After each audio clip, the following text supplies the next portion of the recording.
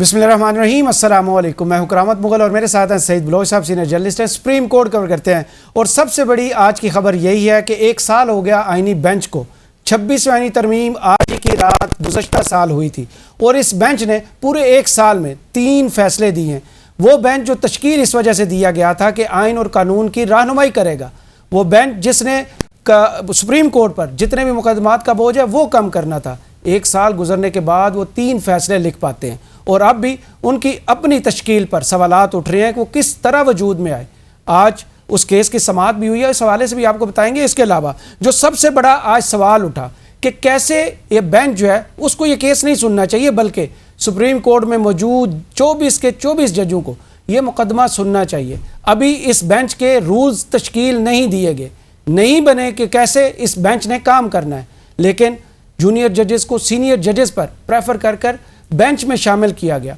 Saeed Bloch साहब, सबसे पहले तो ये बताइए कि 3 फैसले जो सबसे अहम दिए गए इस बेंच की जानिब से, जो टीवी चैनल्स ने एक मरतबा चलाए भी, उसके बाद प्रेशर आया, वो फैसले हटा दिए गए कि आप इस बेंच की कारकर्दगी पर सवालात ना उठाइए। लेकिन आज ही राना सनाउल्लाह साहब जो वज़ीर आज़म के मुशीर बराए सियासी उमूर हैं, वो टीवी पर बैठ कर कह रहे हैं कि इस बेंच के पास तो इतनी अथॉरिटी नहीं है कि 26वीं आईनी तरमीम पर कोई फैसला कर सके, ना ही किसी रेफरेंडम की को बात कर सके। इनको तो अब 27वीं आईनी तरमीम के लिए रेडी होना चाहिए। 26वें के बाद हम 27वीं आईनी तरमीम लेके आ रहे हैं। इस बेंच में इतनी सख्त है कि हुकूमत के चुने हुए जज इस बेंच के अंदर बिठाए गए। अब हुकूमत ही अपने पसंदीदा जजों को टीवी पर बैठकर धमकियां दे रही है।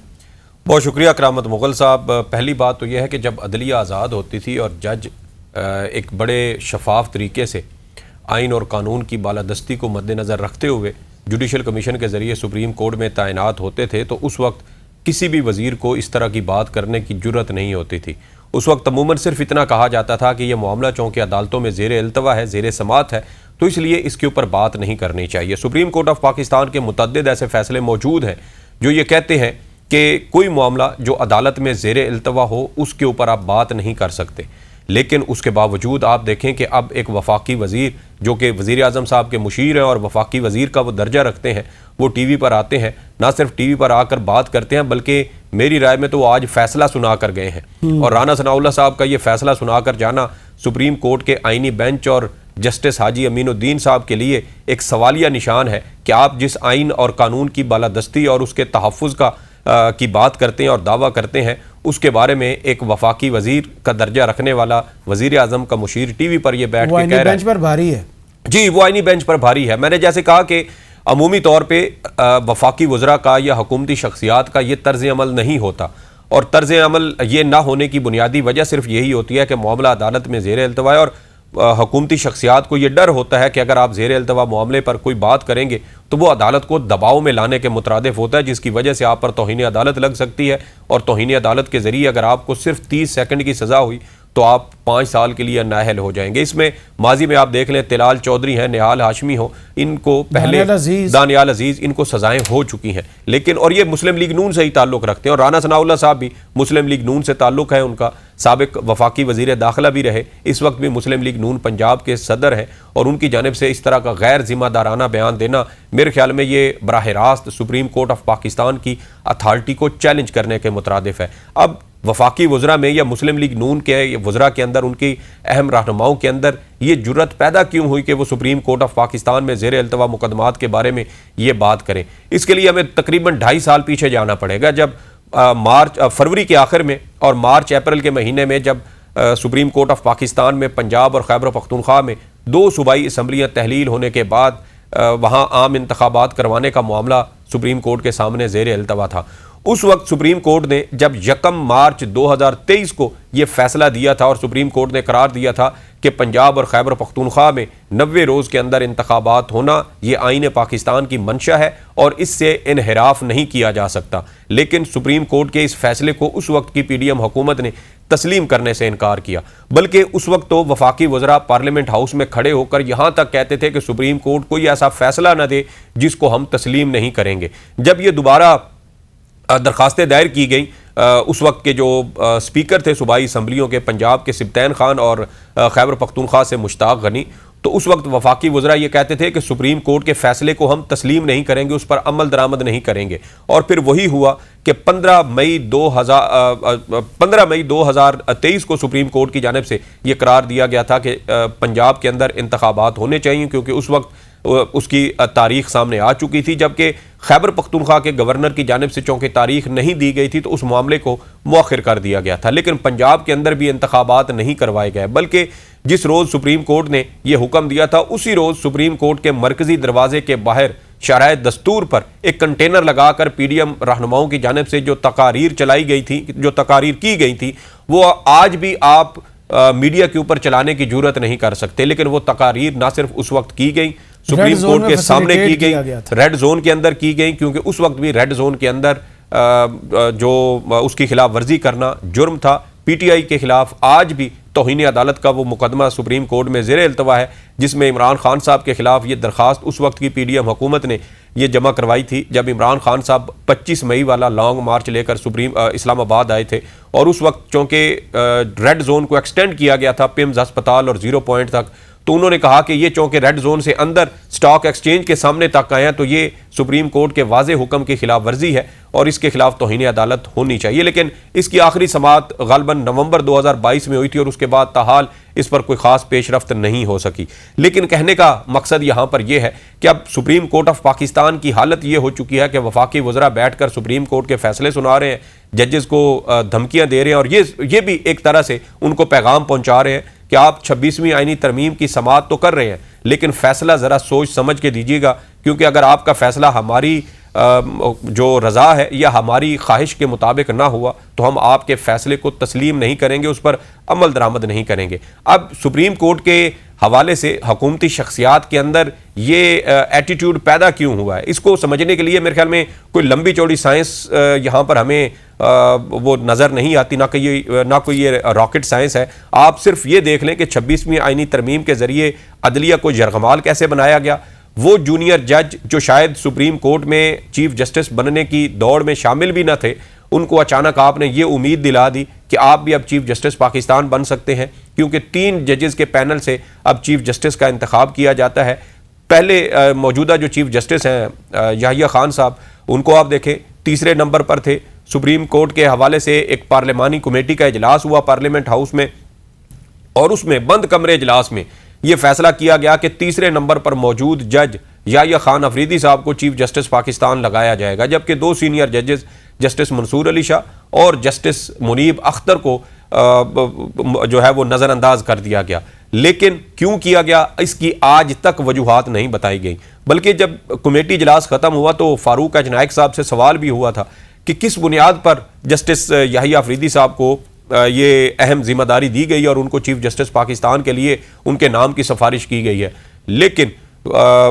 जो फारूक एच नाइक साहब थे उन्होंने कहा कि ये फैसला बंद कमरे में हुआ और ये तफसीलात कभी भी मंजर आम पर नहीं आएंगी, और आज तक ये तफसीलात मंजर आम पर नहीं आएंगी और ना ये आइंदा आएंगी और ना शायद मुस्तकबिल में अगर ये तरमीम बरकरार रहती है तो किसी और चीफ जस्टिस के हवाले से कोई ऐसी तफसीलात सामने आएंगी। लेकिन सवाल यह है कि जब आप तीसरे नंबर पर मौजूद चीफ जज को चीफ जस्टिस बना रहे हैं तो क्यों बना रहे हैं? क्या उस जज के हवाले से या उन जज का और हुकूमत का कोई आपस में ताल्लुक वास्ता या राब्ता हुआ? क्योंकि 26वीं तरमीम की मंजूरी के बाद जो हालात वाक़यात हैं, चीफ जस्टिस का जो कंडक्ट है और सुप्रीम कोर्ट ऑफ पाकिस्तान में ज़ेर इल्तवा मुकदमात के हवाले से जो फैसले सामने आ रहे हैं वो तो इस बात का इशारा करते हैं कि सिर्फ हुकूमत की मर्जी के फैसले हैं। मिसाल के तौर पर जैसे आपने 3 फैसलों का हवाला दिया, 3 बड़े फैसले जिसके अब तक फैसले किए गए हैं, उनमें एक केस तो इस्लामाबाद हाई कोर्ट के 5 जजेस की सीनियरिटी वाला मामला है। केस का फैसला हुकूमत और हमारी इस्टेब्लिशमेंट की मर्जी और मंशा के मुताबिक आया और 5 जजेस की सीनियरिटी को तस्लीम नहीं किया गया, हालांकि ये बात साबित हो चुकी थी केस की समाअत के दौरान कि वफाकी हुकूमत की जानिब से जजेस की सीनियरिटी वाला जो पहलू था वो चीफ जस्टिस पाकिस्तान के सामने रखा ही नहीं गया, यानी चीफ जस्टिस को बताया ही नहीं गया कि अगर ये ट्रांसफ़र किया जाता है तो इससे इस्लामाबाद हाई कोर्ट के जजेस की सीनियरिटी डिस्टर्ब होगी। और बाद में चीफ जस्टिस याहिया खान अफरीदी साहब ने भी हमारे साथ जब मुलाकात हुई प्रेस एसोसिएशन के साथ तो उसमें भी उन्होंने इस बात को तस्लीम किया कि उन्हें इल्म नहीं था कि सीनियरिटी डिस्टर्ब हो जाएगी, और उन्होंने इस बात को भी तस्लीम किया कि उनकी राय में डोगर साहब सीनियर मोस्ट जज नहीं बनते। लेकिन उसके बावजूद सुप्रीम कोर्ट ऑफ पाकिस्तान के जस्टिस मोहम्मद अली मजहर की सरबराही में 5 रुकनी आईनी बेंच ने 3-2 की अक्सरियत से यह फैसला सुनाया। दूसरा अहम फैसला मखसूस नशिस्तों से मुतालिक जो 12 जुलाई 2024 का फैसला था उसको रिवर्स किया गया। उस फैसले में लार्जर बेंच के फैसले को और 13 रुकनी बेंच के फैसले को 10 रुकनी बेंच ने कलअदम करार दिया। ये आज तक पाकिस्तान की तारीख में कभी नहीं हुआ, लेकिन हमने देखा कि लार्जर बेंच के फैसले को एक छोटा बेंच उसको कलअदम करार देकर जिसमें रिव्यू में गए थे और रिव्यू में आपने सिर्फ सुकम बताना होता है कि पिछले फैसले में ये गलती है, उस फैसले को उड़ाकर रख दिया गया। देखिए पहली दफा हुआ जी, उसमें जस्टिस आयशा मलिक साहब और जस्टिस अकील अब्बासी साहब की जानिब से पहली समाअत पर इलेक्शन कमीशन ऑफ पाकिस्तान के कंडक्ट पर सवालात उठाए गए थे कि जिस फैसले को आपने आज तक तस्लीम नहीं किया, जिस फैसले पर आज तक आपने अमल दरामद नहीं किया, उस फैसले के खिलाफ आप नजरसानी कैसे दायर कर सकते हैं। और फिर फैसल सिद्दीकी साहब के आप तमाम जो आर्गूमेंट्स हैं वो उठा के देख ले। जो सवालात मुस्लिम लीग नून, इलेक्शन कमीशन या पाकिस्तान पीपल्स पार्टी, JUI या दीगर सियासी जमातों या इनफरादी तौर पर जो दरखास्त गुजारों की जानिब से दरखास्तें दायर की गई थी, उनके तमाम इस्तदाएं और तमाम ग्राउंड्स का जो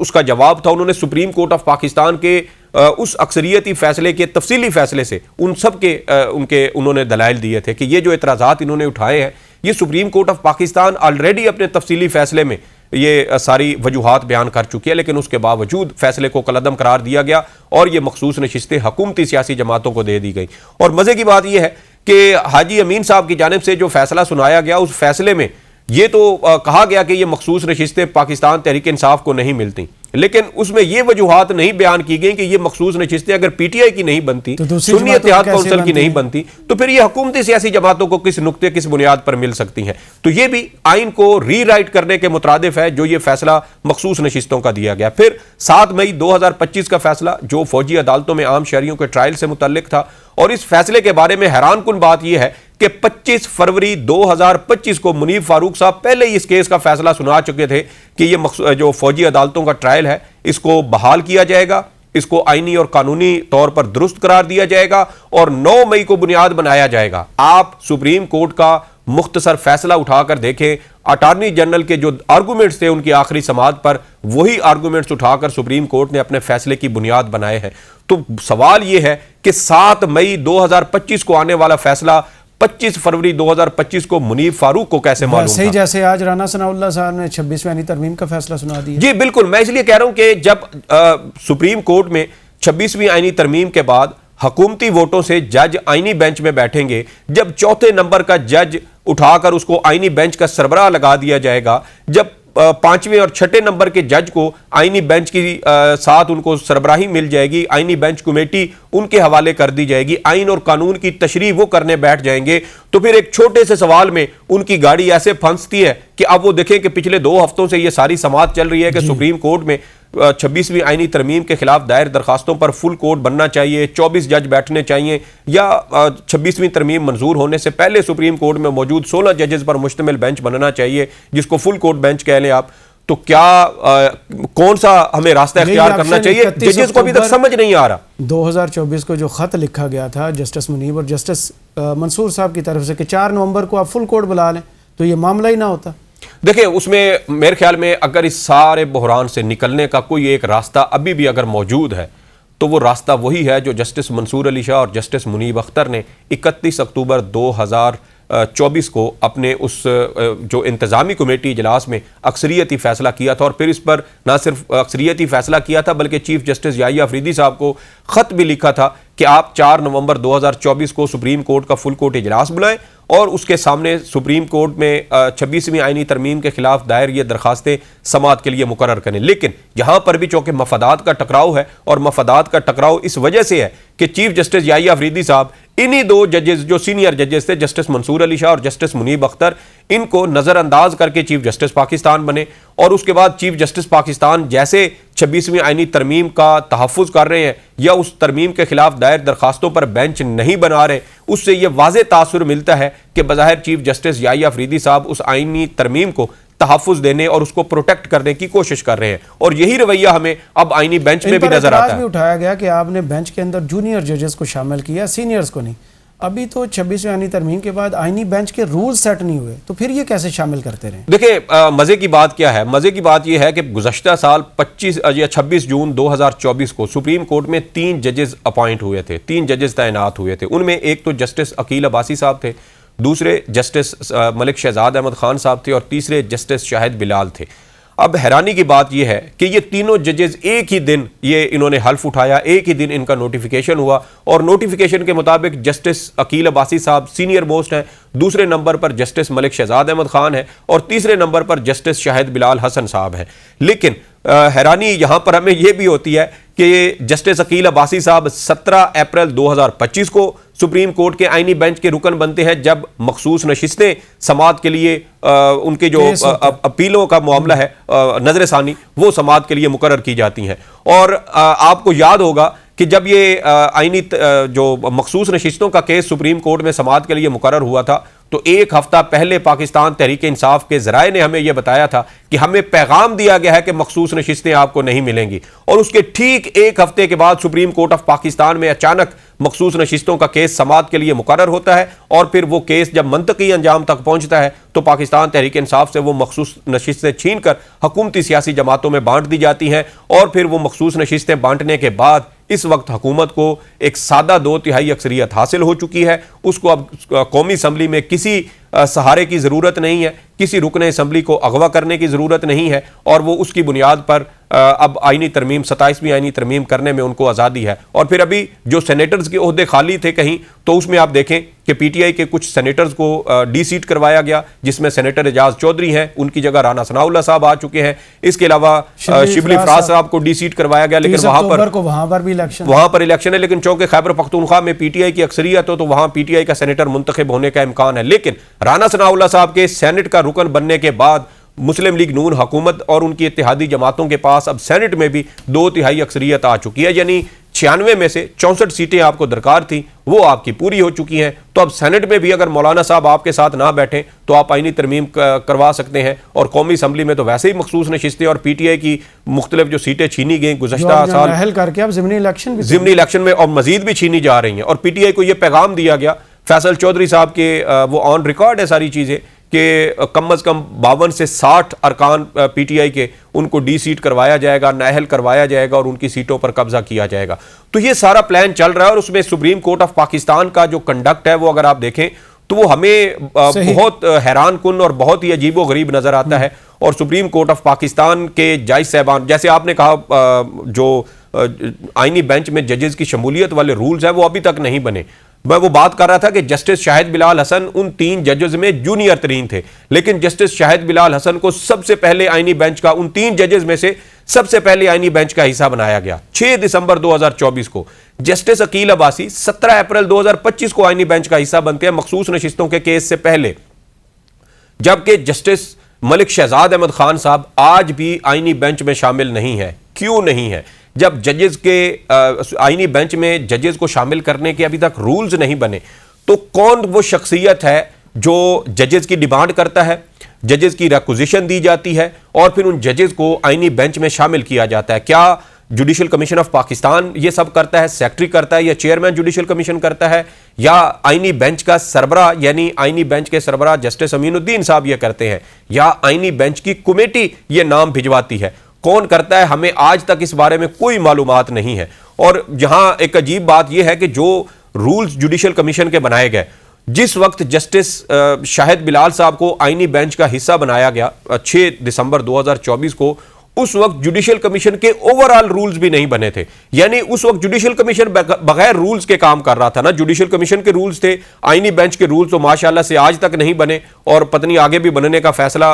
कोई इम्कान नजर नहीं आता। तो सवाल यह है कि ये जजेस की तैनाती कैसे होती है कि मुझे फलां जज चाहिए, ये नहीं चाहिए, ये अगला चाहिए और 2 छोड़ के बाकी अगला चाहिए। ये पिक एंड चूज कौन करता है? फिर जस्टिस अमीनुद्दीन साहब कहते हैं चूज किया चीफ जस्टिस के लिए, फिर आईनी बेंच के लिए, और जस्टिस अमीनुद्दीन साहब ने जुडिशल कमीशन में अपने आप को वोट देकर अपना पसंदीदा साबित किया। देखिए उसमें ऐसे ही जस्टिस अमीनुद्दीन साहब जो है अपनी मर्जी के जूनियर जज जो है वो अपने बेंच में ले आते हैं कि कोई भी उनके साथ बोले ना, कोई भी उनकी बात की मुखालफत ना करे। जैसे जस्टिस अली मजहर साहब हैं, जस्टिस जमाल मंदोखेल साहब हैं, हाँ में हाँ मिलाई, मुसर्रत हिलाली साहब हैं, हाँ में हाँ मिलाई तो काम चलता रहेगा। देखिए उसमें एक और चीज़ भी है ना, अगर जस्टिस अमीनुद्दीन साहब से जो दीगर सीनियर जज हैं, चीफ जस्टिस याहिया अफरीदी साहब हों, जस्टिस मंसूर अली शाह हों या जस्टिस मुनीब अख्तर हों, अब अगर इन तीनों में से कोई एक भी जज आता है तो जस्टिस अमीनुद्दीन साहब ना तो आईनी बेंच के सरबराह रहेंगे और ना ही वो आईनी बेंच कमेटी के वो सरबराह रहेंगे। लेकिन सवाल ये पैदा होता है कि ये जजेस की पिक एंड चूज कैसे की जाती है, कौन से वो अवामिल हैं कि आप एक जज को मुंतखब करते हैं, उसके अगले दो छोड़ देते हैं। जस्टिस अतर मिनल्ला साहब आज तक आईनी बेंच के रुकन नहीं बने, जस्टिस इरफान सादत नहीं बने, जस्टिस शाहिद वहीद नहीं बने, जस्टिस मलिक शहजाद साहब नहीं बने। तो सवाल यह है कि क्यों फारूक साहब इवन नहीं, उनको बाद में शामिल किया गया था जब ये मखसूस नशिस्तों वाला केस था, उसमें चूंकि वो 15 जज बनाए गए थे, उसमें बाद में 13 रुकनी बेंच बना जिसमें जस्टिस अली बाकर नजफी साहब भी थे, जस्टिस सलाहुद्दीन पंवर भी थे और दीगर जजेस को भी उसमें शामिल किया गया था। लेकिन सवाल यह है कि रूल्स मौजूद नहीं है और आज आप सुप्रीम कोर्ट में बैठकर ये कहते हैं कि हम ये फुल कोर्ट कैसे बनाएं, हम ये 25 या 24 जज कैसे बिठाएं। भाई बिल्कुल उसी तरह बिठाएं जैसे जस्टिस शाहिद बिलाल हसन को जूनियर तरीन होने के बावजूद 3 जजेस में सबसे पहले आईनी बेंच का हिस्सा बनाया गया, उसके बाद जस्टिस अकील अब्बासी साहब को बनाया गया और अभी तक जस्टिस मलिक शहजाद अहमद खान साहब को नहीं बनाया गया। तो पिक एंड चूज जब आप पहले कर रहे थे तो अभी भी कर लें, रास्ता तो आपके पास मौजूद है और आपका अपना बनाया हुआ, किसी दूसरे तीसरे का बनाया हुआ भी नहीं है। बहुत शुक्रिया सईद बलोच साहब आपके वक्त का। कमेंट्स बॉक्स में जरूर बताइए वीडियो आपको कैसी लगी। इजाजत दीजिए, अल्लाह हाफिज।